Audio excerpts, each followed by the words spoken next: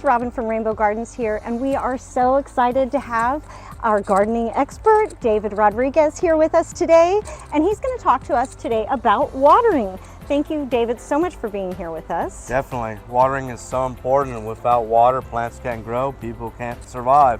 The question is, how do I water and how often thereafter? Okay, that's a good question. And the answer is, we don't know, but we're going to give you some guidelines, okay?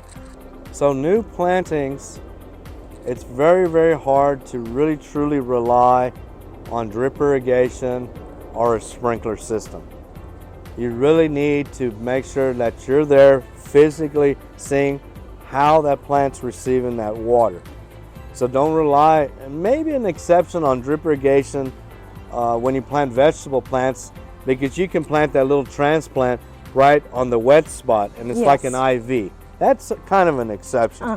But most of these other shrubs, trees, perennials, we really need to have water, and we need to get the water at the base of the plant. So what we really need to do is the finger test. They teach us a lot at the university. Second knuckle, kind of lightly move that mulch. Remember, we put about a 2-inch layer of mulch out there. Yes. So kind of move the mulch and kind of probe on the drip line, the outskirts of that root system. If you don't see any moisture, then you need to possibly water again. Now, frequency. It's real hard to say, oh, you need to water this plant or grass 15, 20 minutes, 30 minutes or whatever. Well, new plants, we want to make sure we kind of, same with turf grass too, slow soak.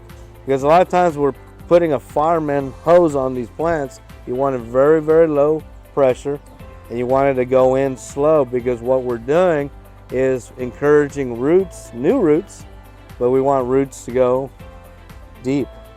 If you're just lightly watering, what we're doing is shallow roots. And that's not good, because that means the next day or next week, I need more water. Yes. So we're kind of getting that moisture now. The better we get that moisture evenly dispersed and deeper on these young plants, the better. There's years that it's super dry in the fall and winter. If that's the case, with lack of good sufficient supplement rainfall, we need to water 1 inch a week. And what does 1 inch a week mean to a lot of people? Yes. 15 minutes, 30 minutes. Right. You know, that's more when plants will be more established, the lawns, the trees, the shrubs.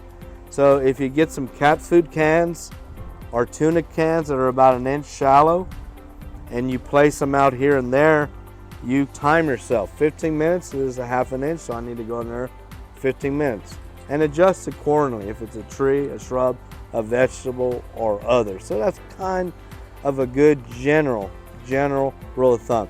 But we have to adjust, particularly if we had 1 inch of rain last week, maybe we don't need to water for another week or so. Yes. So every plant in the landscape is uniquely that plant. So David, when we're planting even native trees and shrubs and things that are even the xeriscape plants, we tell people to water well until established. What exactly does that mean? Great question. What does that mean? You're right. Usually I say at least 3 years. 3 years. Particularly with trees and larger specimens. Yes. But 3 years is a good rule of thumb. Thanks again so much, David, for coming in and giving us all of this helpful information. Do you have any other parting advice for us? Definitely. Remember, water correctly, take your time, make sure you're seeing what's happening, and that plants don't waste water, people waste water. That is so true.